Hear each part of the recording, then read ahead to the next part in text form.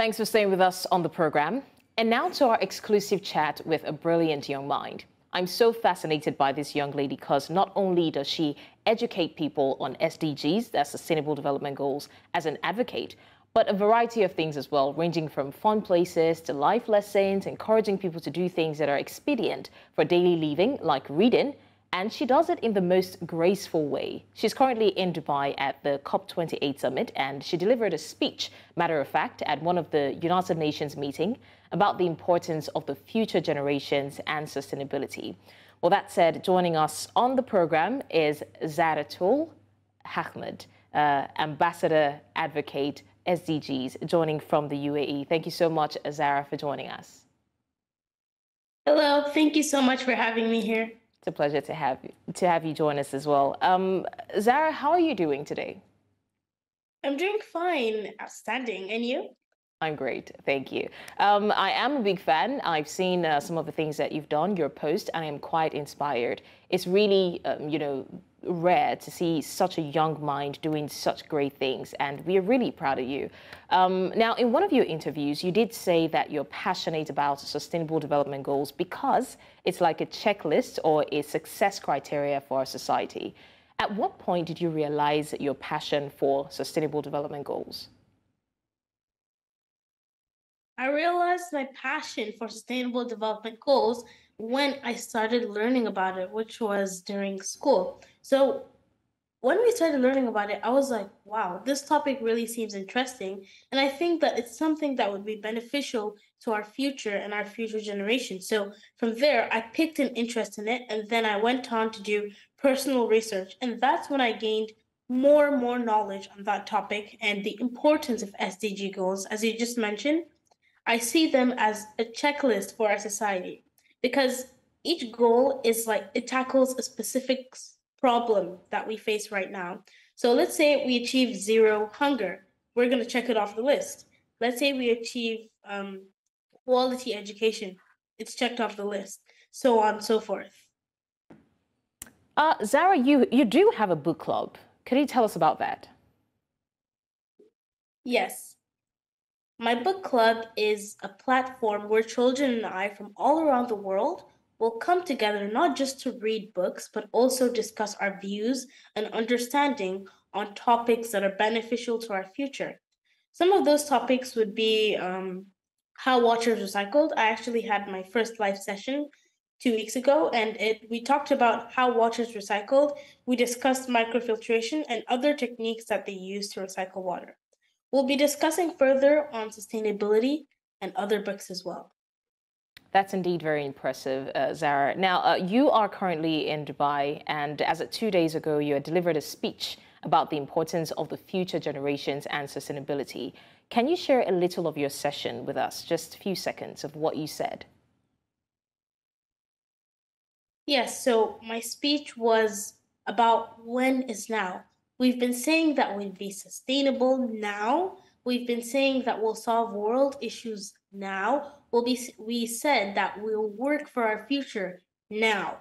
We've been saying this for years and years, but when is now? Because these nows are now unfulfilled.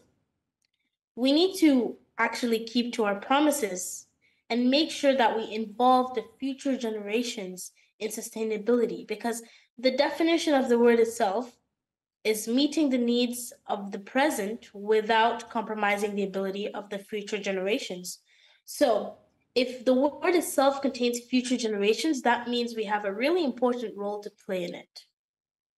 Right. Zara, I would like to ask you, how supportive are your parents? Because it is a blessing to have, a child who is this passionate, especially about things that are of global concern. But it's also a blessing for a child to have very supportive parents. And personally, I have seen in some of your videos your parents, going about with you for these events. So how supportive would you say that they are? I'd say that my parents are really supportive. I'm blessed to have them and I'm grateful to have them as my parents.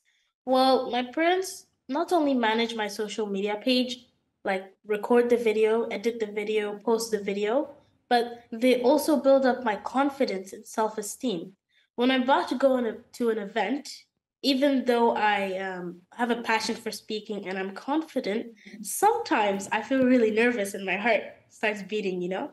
So my Yeah. parents are there to calm me and say, oh, it's okay. You'll do amazing. Just believe in yourself. So they're always affirming me, positively affirming me that I'll do well. It's amazing to know that. Now, Zara, you're not only an SDG advocate. Like I said earlier, you also post up a lot of do you know videos, especially about places in Dubai where you reside. How do you hope that this will help the people, especially people of your age? What do you hope for it to achieve for them? Okay, I think these facts are really interesting. So they would want to learn more, and that's a contribution to quality education, which is SDG number 4. Aside from that, these facts would expand the range of thoughts, like, oh, so if sharks can be afraid of dolphins, I'm pretty sure there are other mysteries in the depth of the sea. So they would expand it would expand their thoughts and make them think even more about more possibilities. Right. I think it's okay to say that at such a young age, you wear many hats because you're also the youth ambassador for Hack for Earth. And that's what led you to giving your speech at the COP28 summit, one of the UN conversations. Can you tell us a little about Hack for Earth?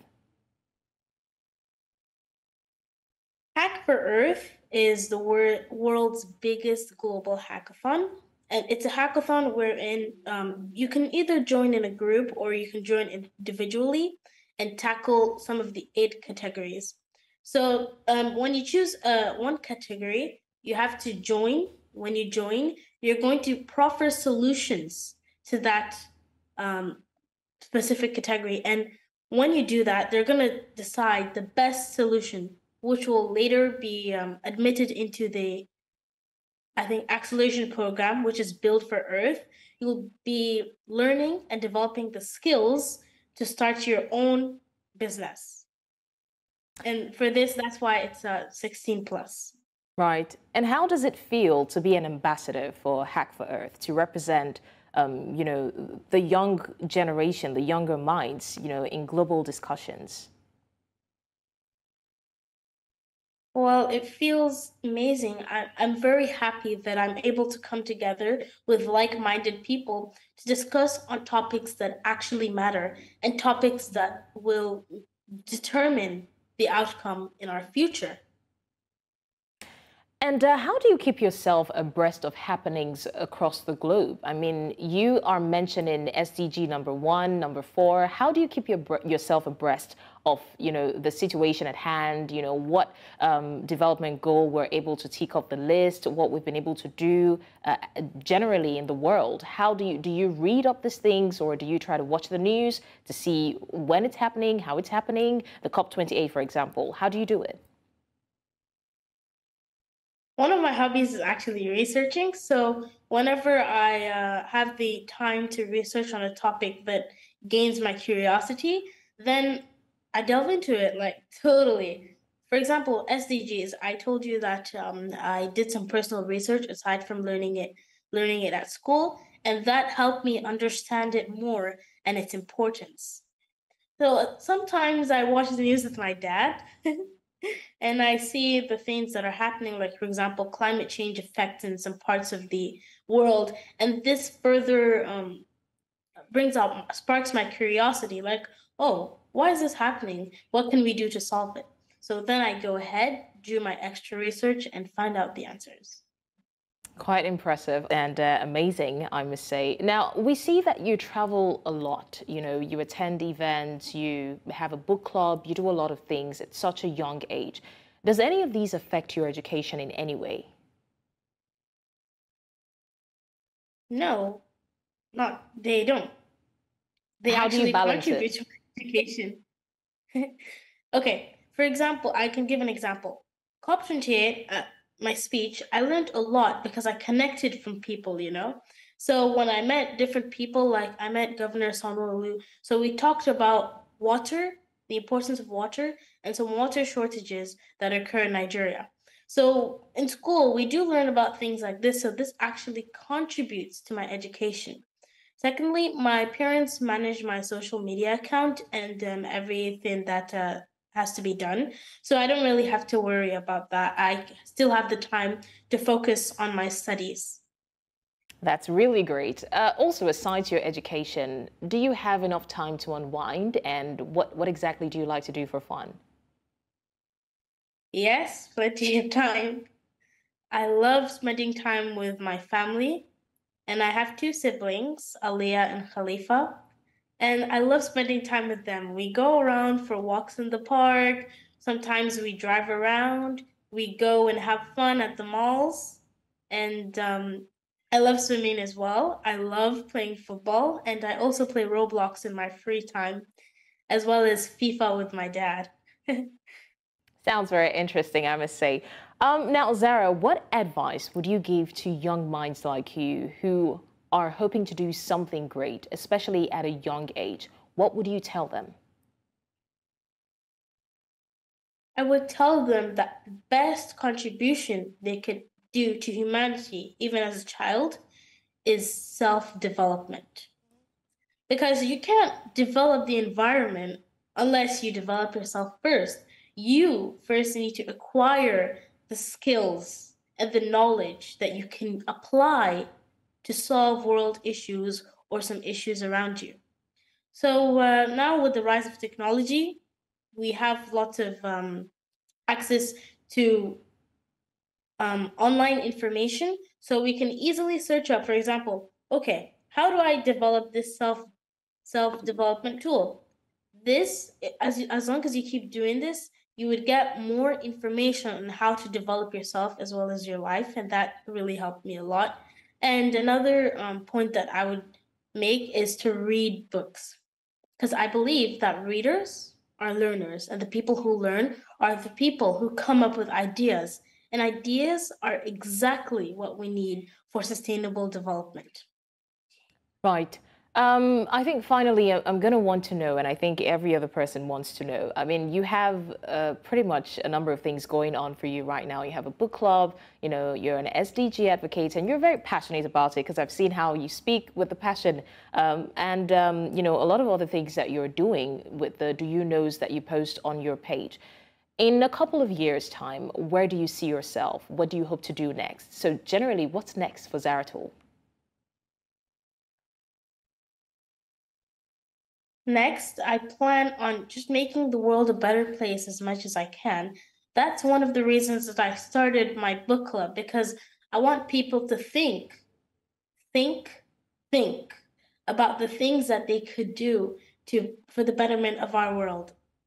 And another thing that I want to do is contribute to morals and values, for people to understand that morals and values serve as a bridge between people. Because amidst all our differences, as long as we are kind to each other, as long as we can connect respectfully with each other, understand each other, and empathize with each other, then we're technically the same. Right. I think that's a good note to end it with. Zaratul Jannah Ahmed, well done on all you do. Ambassador, advocate sustainable development goals. I would say the sky is your limit. Thank you so much for joining us on the program. Thank you for having me. It's a pleasure.